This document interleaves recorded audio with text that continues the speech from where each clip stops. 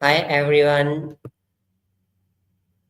I am Avas and today I am having a practical and eye-opening conversation with ChatGPT or Maya on a very important topic, understand the basic of financial independence. Financial independence is not just about earning money, it's about managing it wisely, building security and creating freedom in life. It's about having control over time, choices, and futures. So let's explore how we can take the first step toward financial freedom with ChatGPT. So, or Maya, let's start it.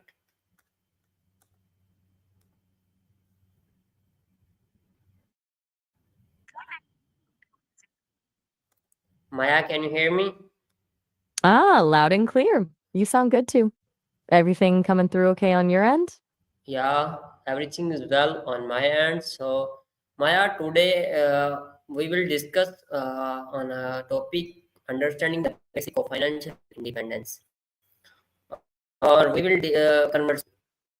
conversation. Our conversation topic is this. So let's start it.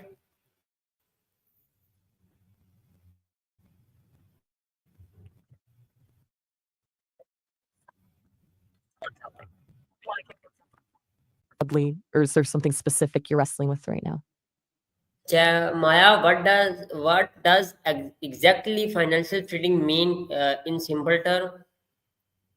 Okay, so financial trading, simply put, is basically swapping assets, usually stocks, bonds, or currencies, with the goal of making a profit. Think of it like buying low and selling high, but it happens way faster and can be way more complicated than just flipping something on eBay. It's not necessarily about long term investing, more about short term price movements. Does that make sense? Okay, why is financial independence such an important goal for young people today?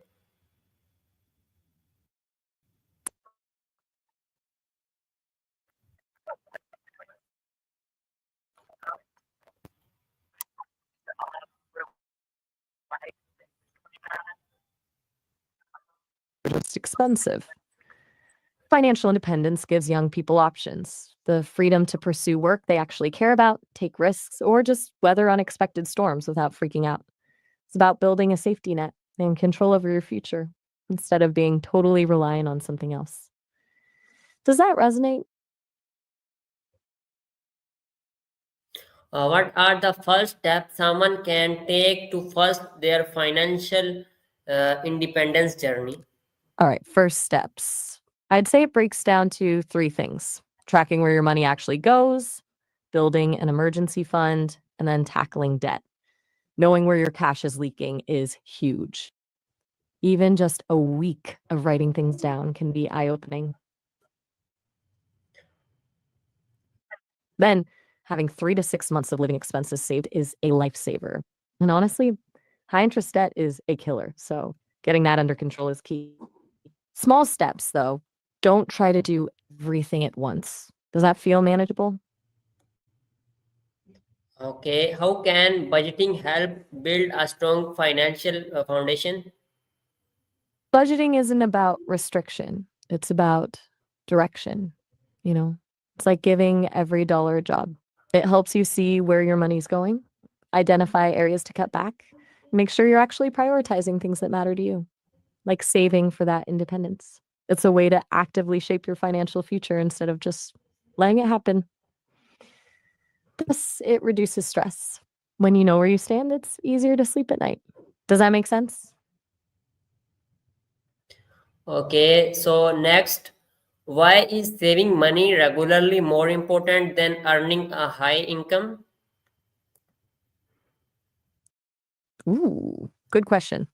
It's not that a high income is bad, obviously, but consistently saving, even if it's a small amount, builds the habit. It's like compound and it snowballs over time. You can earn a ton and blow it all, or earn less and build something solid. Discipline is more powerful than a huge paycheck in the long run. It's about what you do with what you have, not just how much you have. What do you think about that? Okay. What the difference between saving and investing? All right. The classic save versus invest. Saving is keeping money safe and accessible. Think a savings account. It's low risk, low reward. Investing is putting your money to work, usually in things like stocks or bonds, with the goal of growing it over time.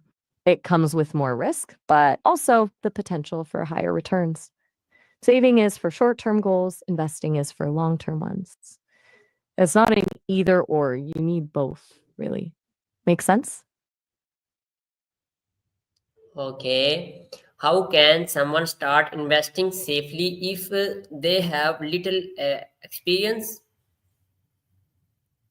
Smart to ask about safety.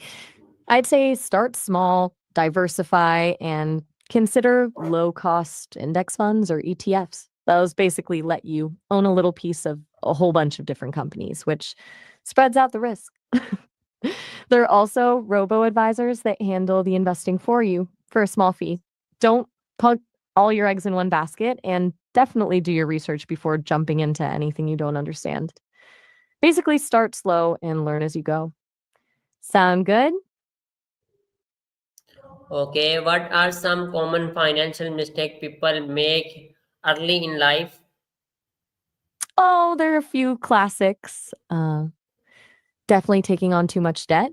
Student loans are a big one, but also credit cards, ignoring budgeting or not starting to save early enough, falling for get rich quick schemes and not educating themselves about personal finance, basically not thinking long term and letting lifestyle creep, wanting bigger and better things, get the best of them.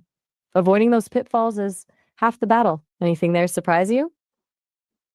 Okay. How can people manage debate wisely and avoid financial stress? Debt is a beast for sure. The key is to have a plan and tackle it strategically. Prioritize high interest debt first, credit cards especially. Look into options like balance transfers or debt consolidation, if that makes sense. And honestly, sometimes it's okay to ask for help, whether that's from a financial advisor or just a trusted friend or family member. As for the stress, acknowledging it's there is step one. Practice self care and remember that your net worth doesn't define your worth. Small, consistent steps are way more effective than trying to solve everything overnight. Does that feel realistic? How can students or beginners learn more than about managing money effectively? There are tons of resources out there, honestly. Books are great. The Total Money Makeover is a popular one, though it's pretty no nonsense. Podcasts like The Dave Ramsey Show or So Money with Farnoosh Torabi are good for listening on the go. There are also a ton of free online courses and resources like Khan Academy or NerdWallet. Basically, just start somewhere and keep learning. The more you know, the more confident you'll feel. Any of those sound Okay. interesting? What are the benefits of having multiple income source or side hustlers? All right, side hustles are kind of huge these days. Having multiple income streams offers a ton of security. If one dries up, you've got others.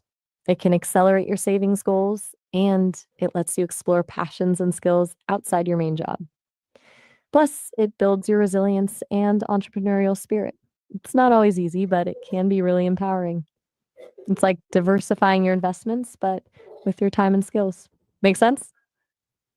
ChatGPT. Oh, finally, Maya, what your message about how everyone can start working toward financial independence, not matter where they are. Okay, seriously, if I could only say one thing, it would be this: start now. Seriously, it doesn't matter how small. $5 a month, reading one article a week, tracking your spending for a day, it all adds up.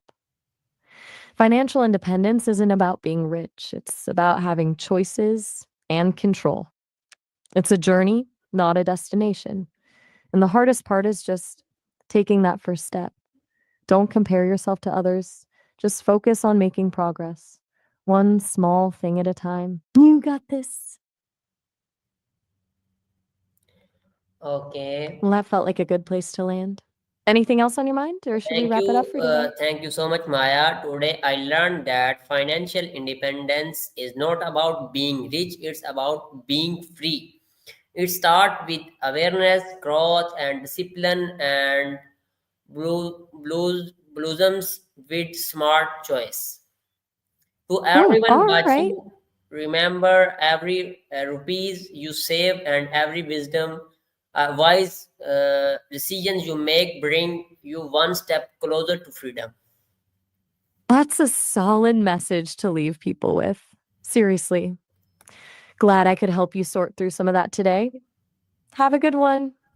Start small, stay consistent, and believe in your ability to build secure futures. If you find these discussions helpful, don't forget to like, share, and comment below. See you all in the next video. Allah Hafiz. Oh, all right. Have a good one.